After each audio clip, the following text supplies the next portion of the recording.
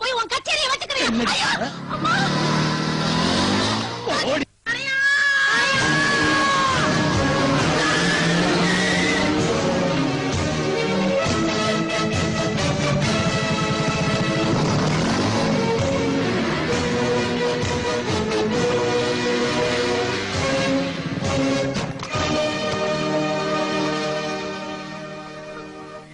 பாரு காளையா, அரசாங்கம் நிர்ணயம் பண்ண விலையை அநியாயத்துக்கு ஏத்தி வைக்கிறாங்க. ஏன்னு கேட்டா அடிக்க வரானுங்க.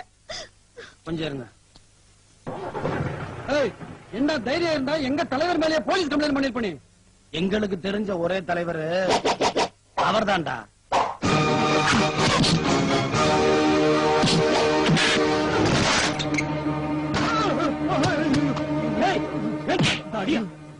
அடிச்சிட்டு வர அடி வாங்கிட்டு வந்து நிக்கிறேன். ஐயோ தலைவரே, ரெண்டு கண்ணு கலங்கி போச்சுங்க. போய் அடிறாவன.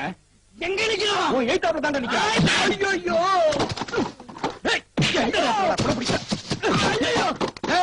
அடிச்சு கை கால உடைச்சு போட்டு வீட்டுக்கு வந்து சேருங்கடா.